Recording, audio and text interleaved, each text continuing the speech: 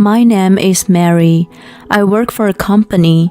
My performance there was recognized by my boss. I was told to be the most capable person among my peers. On the other hand, there was a colleague who couldn't do his job at all. That's John, who later became my husband. He had a lot of enthusiasm for his work, but he really wasn't capable. I often counseled him. In the progress, we grew closer. We started going out for dinner. One day, John asked me to go out to eat as usual, and he asked, "Mary, will you be my girlfriend?" I had come to have feelings for him, so I said I would be happy to. Since then, we have been going out, and sometimes I counseled him about my work. He became an irreplaceable part of my life. We decided to get married in no time. After greeting my parents, we headed to my in-laws' house to greet them.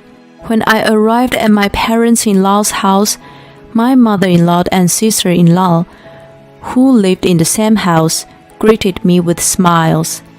"Mary, welcome. John told me all about you. It's nice to meet you at last.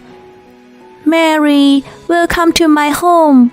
You're going to be my sister from now on.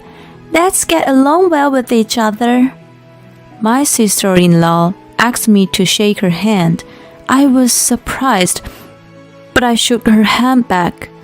They seemed cheerful and kind.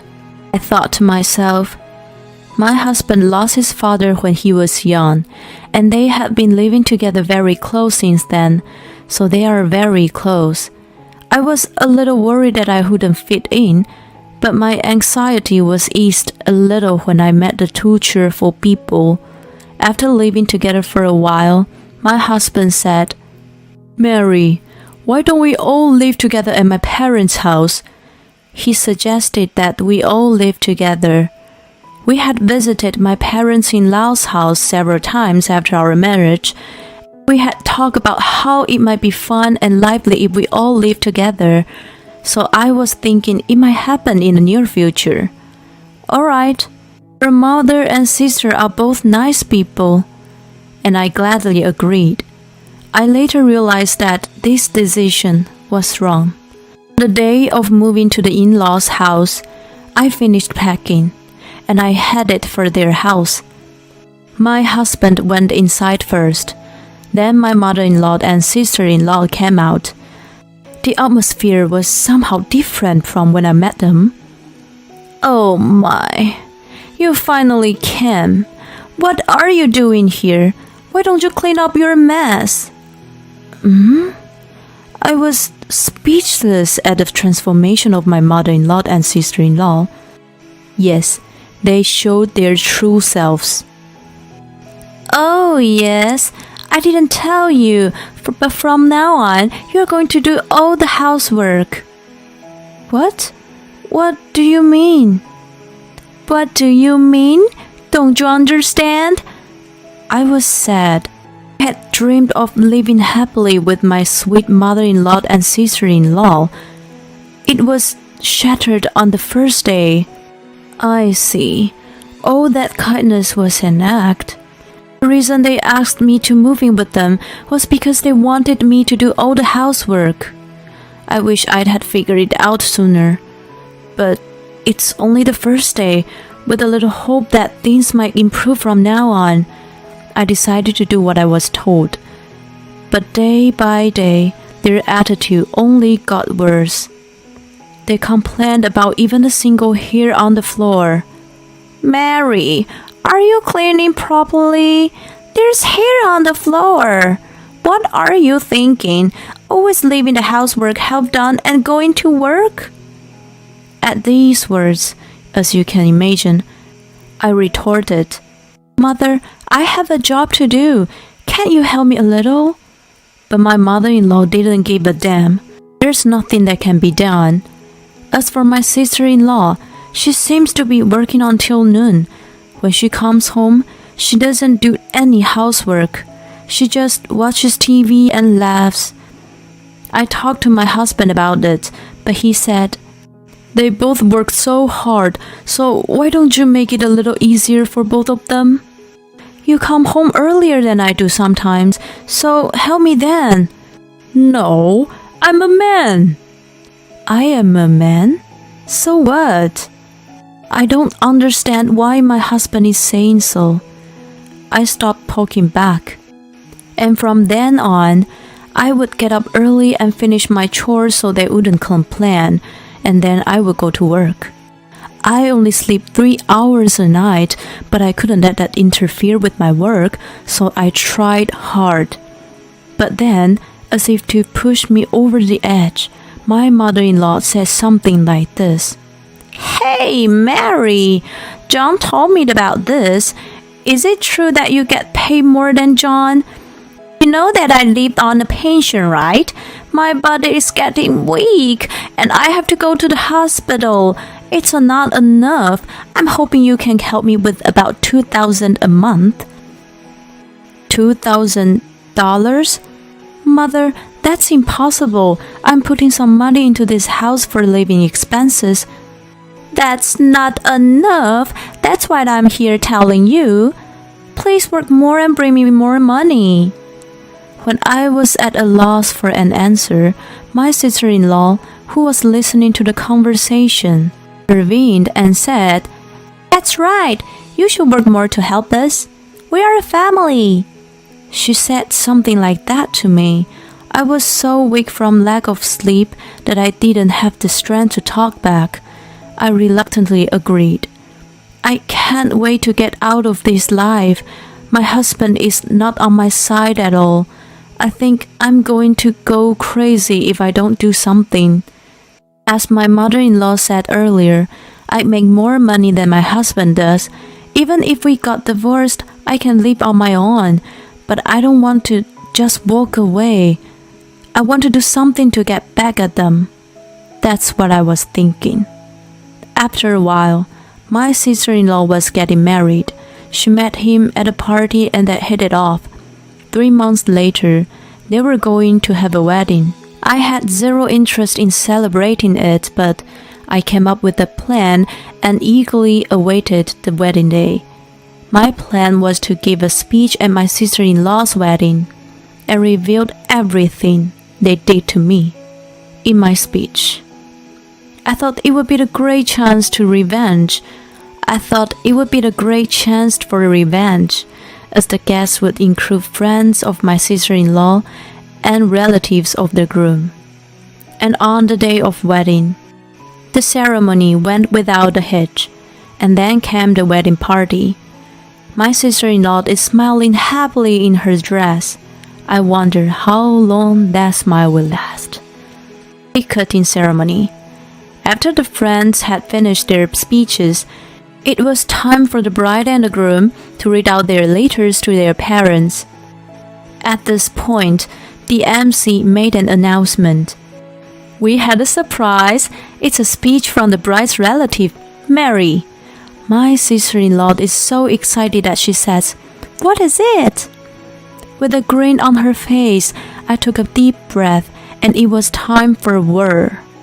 I took the microphone from MC, put on a big smile, and began to speak.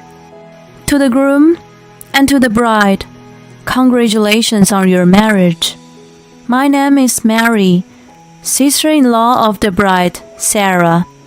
Sarah has helped me a lot in the past, so I wanted to take this opportunity to thank her for all she has done for me.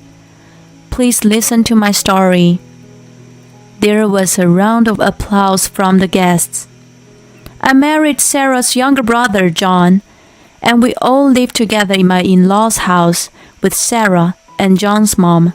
Before moving in together, Mom and Sarah were very kind and very nice people.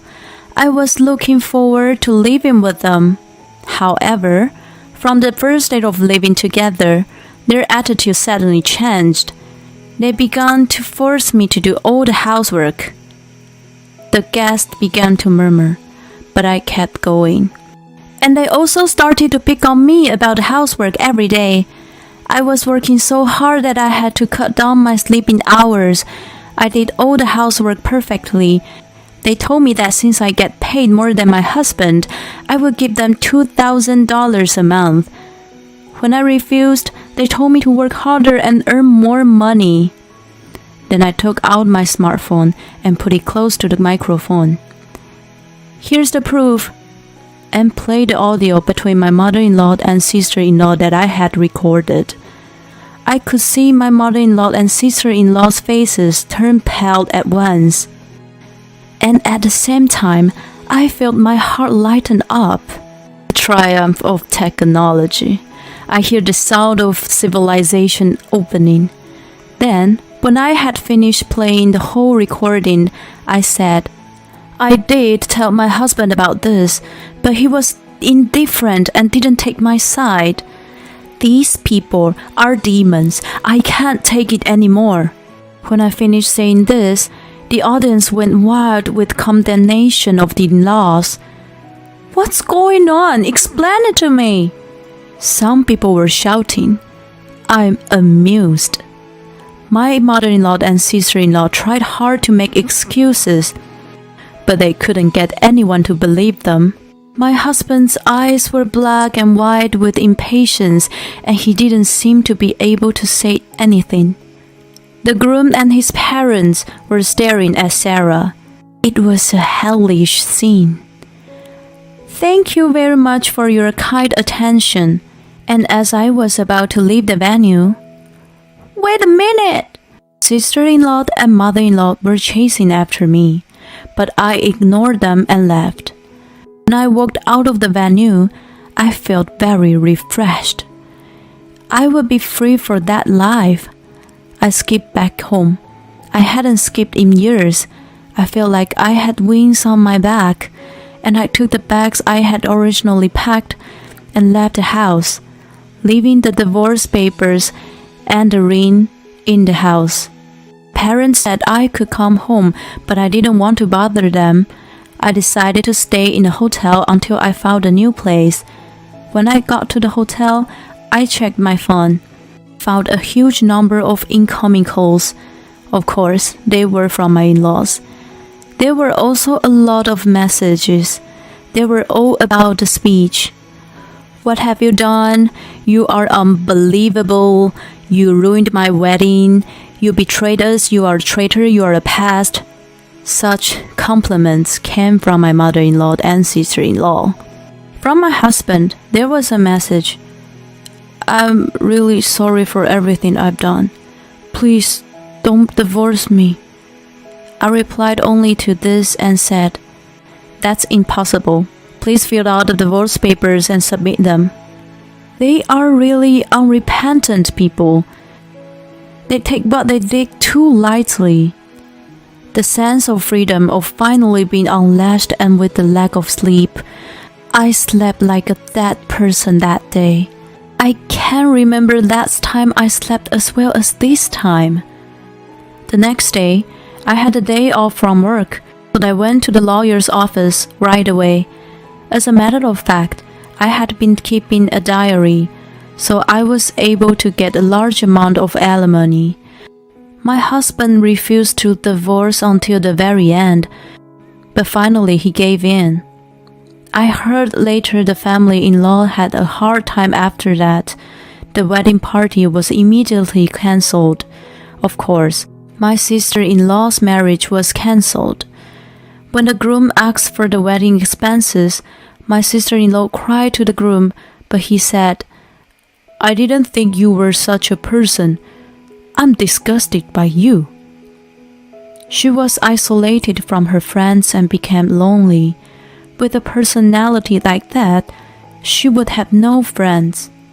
My mother-in-law had been saying bad things about me to all the relatives, but her true character was revealed in the speech, and she was scorned by all the relatives. She had been acting like a good person to the people around her, so I hear she's very torn now. She deserves it. She was using the money she got from me to get all kinds of beauty treatments, etc. but she can no longer do that, and now she has aged so much that you can't even tell who she is. My ex-husband invited some people from his company to the wedding. I guess that's how the story got out to the company. Maybe the whole company heard about it become difficult to stay, and before I knew it, he was gone. I guess the company didn't stop him because he wasn't good at his job at his first place. I received words of sympathy from my peers. My ex-family-in-law could no longer stay in the area. The three of them moved to some countryside, still the close family after all. For me, I got a promotion for the job, and I moved into a nice apartment. It's too comfortable. I've been able to get a lot of sleep, and my physical condition has improved. I've been able to perform better at work than ever before. I guess hard work doesn't betray you. Sometimes when I go back to my parents' house, they tell me that they hope I'll meet a decent person. I just say yes, and that is light. I'm happy now with my job, taking a break from love and working hard at my job. I would like to buy myself a treat once in a while or pay for my parents for travel. I've had a lot of bad experiences, but I think I've learned a lot from it. Next time I have a chance to meet someone, I don't want to go through the same thing again. I want to learn how to distinguish good people and bad people.